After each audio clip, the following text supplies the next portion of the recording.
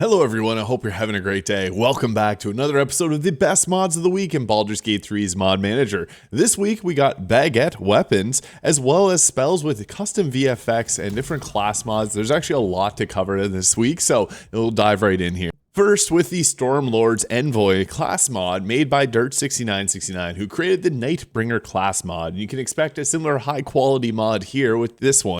It has custom red lightning VFX, with also crit and death VFX as well, wild chaotic gameplay. It has level support up to level 20, similar to the Nightbringer class mod. And what's cool is you get to prepare different spells here, and you also get a bunch of different abilities and rages. It's fast like lightning, and I will cover this in a future video as I think there's a lot of great stuff here. Personally, I love getting a chain lightning type spell at level 5. I think that's just incredible. I'll be covering the Stormlord's Envoy in a future video, much like the Elementalist class Resparked here by Aida. Now, I'm a massive fan of the Elementalist class mod. I think everyone that's watched my channel knows that. This is a very great class mod. It comes with a bunch of unique spells, 170 distinct stylized icons for spells, passives, and abilities. Let's briefly go through this because I don't want to take too much time on class mods. I will be covering these in a future video as well. So yeah, you can stay tuned for that. But I think this one's awesome. The different spells that you get a full caster, a half caster, and a melee class that's focused around elemental damage. The Resparked is just great redoing of the class. And the three subclasses here, I guess, are Weaver, Synergist, and the Gladiator. I'm also going to give another plug to the Valiant class mod. This came out in April, and I've covered it previously, but this is a really good tanking class, and I think it deserves more downloads. So I just want to shout that out as well, alongside the Elementalist here. But we got Poesilibre's Breadly Weapon and Shield mod by Poesielibre here, and that's exactly what you see for those who come after. So if you've played Expedition 33, you'll know bread is a really good weapon. So this gives you the Hero's Feast ability here, which is great. So you get the Baguette Club here, doing 3d6 plus your strength modifier damage. On hit, you regain health points, and you get the Garlic Bread Strike, which that's radiant damage, garlic damage. Pretty cool. And then on top of that, you also get the Distracting Strike, and there's the Bagel Butler, which gives you that Hero's Feast. So this comes in a little sack of bread, alongside an actual baguette, and sourdough, my favorite type of bread. So yeah, I just thought that this is hilarious, so had to include this one here. Love that. It's a weapon that you get in Expedition 33, so it's very, very creative. Poesilibre's Breadly Weapons.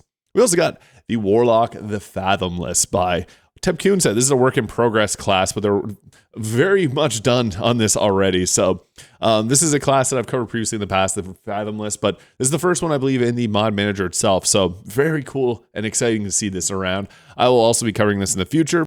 But this is like an aquatic one. You can't get slowed down while walking in water. You get resistances to cold damage. You get a Tentacle of the Deep, which can help fight alongside you at level 6.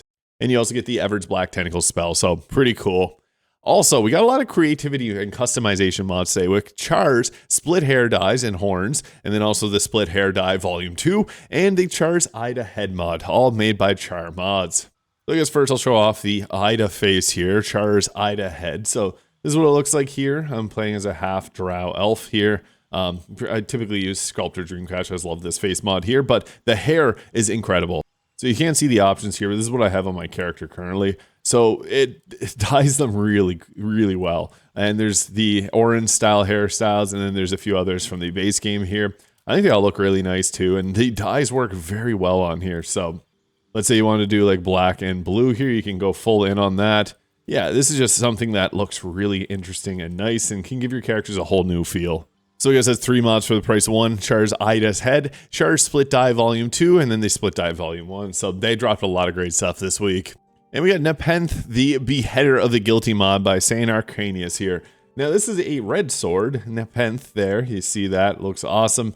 And this will deal 2 to 20 radiant damage against fiends and undead. You get the aura of spell resistance. The wielder and its allies within 4.5 meters will have advantage on saving throws against spells. So pretty defensive set weapon. I think it's pretty fun. There's also a location that you can get this in-game. So yeah, you can go find that for yourself if you don't want to use the tutorial chest. Next up, we got ASE Summons Arabella. This is made by ACE243, and this is really cool. So this is a commission mod for them, and they actually got progressions into their summon mod. So at different levels, they get different abilities. This follows as an enhanced summon that can follow along with you and get stronger as it levels up. So I think we're going to see a lot more cool things similar to this. Speaking with ACE, there's a lot of great stuff coming. So yeah, ASE Summons Arabella. Now we also got the CL Hero of Eilistraee here by Copperleaves. They do a great job with their mods. So you see here, you get this big handsome Hero of Eilistraee. This is for body types 2. And you get the helmets here, which increases your wisdom as you level up. When healing another, you regain health. And a lot of really cool abilities. I think the armor itself also looks great. So I have this on Gale right now. And yeah, that's really shiny. You got the armor of agility kind of as the basis there, but it looks incredible. There's, yeah, you get armor class increases at level 4, 8, and 12. I love these progressive armor sets as they feel great to play through the game again with them. This is also giving you the ability to apply radiating orbs once you hit level 6, which is crazy. It applies 2 of the rings that I usually run on Gale anyway, the Coruscation ring and the Callous Glow ring. They're built into the main armor here, which I think this thing is awesome. You disadvantage on stealth checks however for medium armor. And with the shield, this is only available to be equipped if you're a worshipper of Eilistraee. I think that's really cool. And you also get the He Dances, He Capers ability with this at level 12. Lady Silverhair's Blessing allows you to create an aura that deals 2 to 12 radiant damage and forces all enemies within it to dance. So once again, another incredible mod by Copperleaves putting something together. It's great. It feels almost like a class mod too in a sense. So yeah, this is another great one. Next up we got, so I did a video yesterday on difficulty mods and I should have just waited till today to do it because this mod came out like 3 hours ago. Major Beneficial Properties for Enemies by Darko Patin, and this is a mod that adds +2 to each ability up to 24 on the enemy, and an additional 1d6 damage on their weapon attacks, 1d6 heal on the turn started, +3 meters movement speed, 1 AC, +1 action point, which is actually very scary. Max health increase to +80% instead of +30, works for Tactician and Honor mode. So yeah, I did a video yesterday literally on the top 25 best difficulty mods, and this is just another great addition to it. So you can also check out that video if you're interested, because difficulty mods actually make the game so much more enjoyable if you're using things like the level 20 mod, because then it feels more balanced within. So yeah, you can check that video out as well. Now this is an exciting one, the Stewards of the Sea Playable Tritons by Tepcoon set. So this is a really great race mod, and this has 4 body types available, including webbed hands and finned feet on the calves. So you can see that there with the hands, they got their webbing, they got the little fishy ears, or fin-like ears, I should say. Heads and bodies have spots that are fully tintable using horn color, so you can change those little spots there. 12 new blue and teal skins that have been added. So yeah, they also have a bunch of different abilities here. Resistance to cold damage, you don't get slowed down in deep water. Control air and water, you get fog cloud, gust of wind, and water whip spell. And the water whip does not have damage, just the effect. And then your character will be treated as an outsider to Baldur's Gate 3. Your character will be treated as a rarity. So really cool new race mod by Tepcoon set. Another mod from them this week.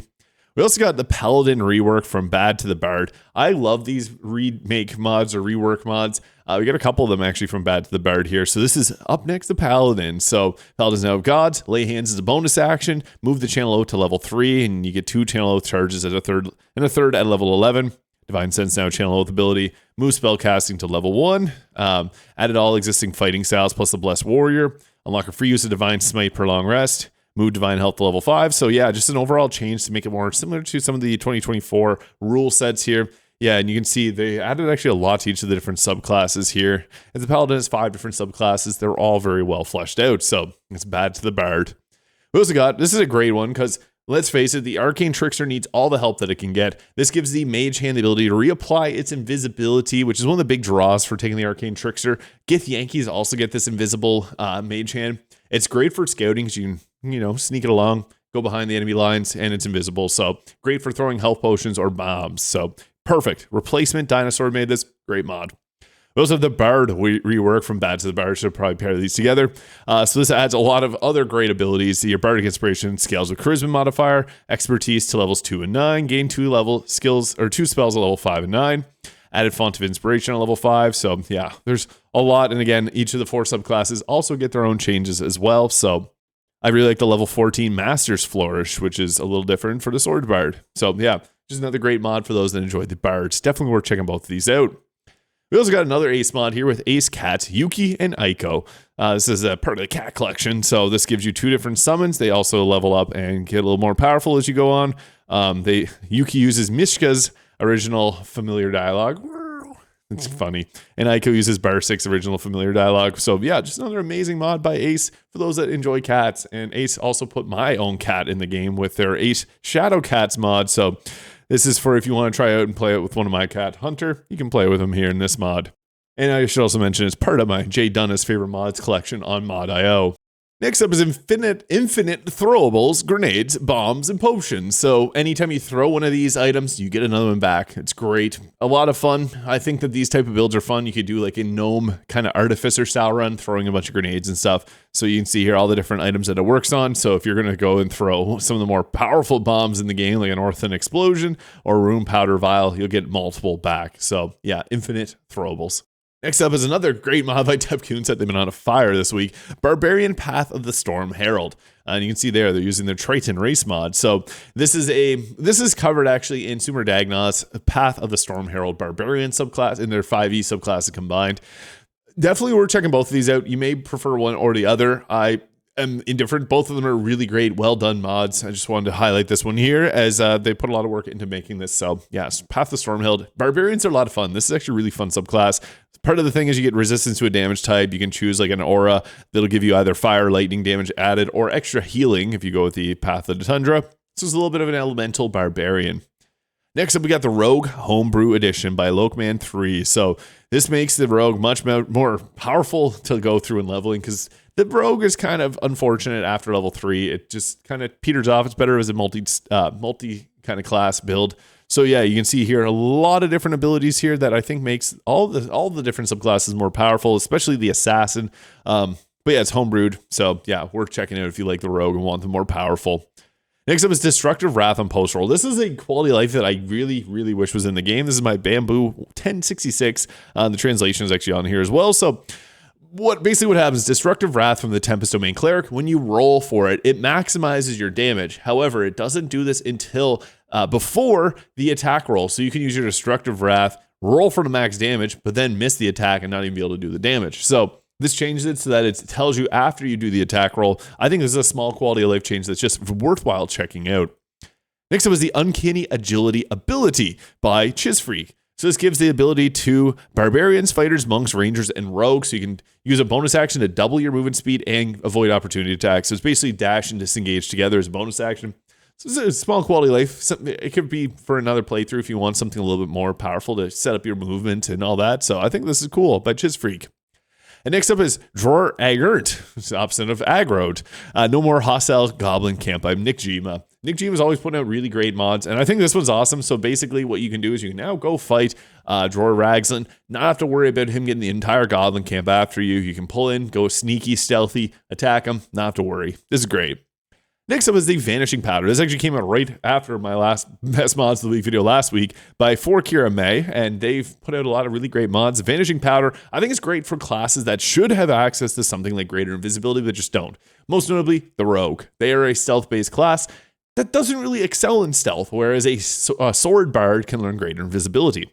This gives you a reusable Vanishing Powder, puff of smoke near the user. It vanishes the target into Greater Invisibility for 10 turns, can be used in combat, no cooldown. Perfect for a role player for those class or builds that should have an easier way to get into stealth.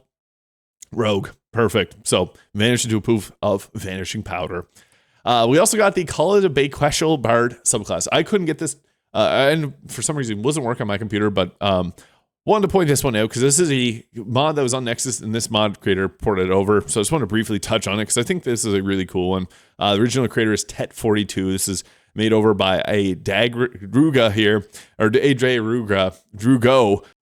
Darugo, sorry. And this is a bard subclass, and it's actually pretty interesting here. So it's kind of like a dark minstrel, a dark bard type subclass for Lolth. So very cool.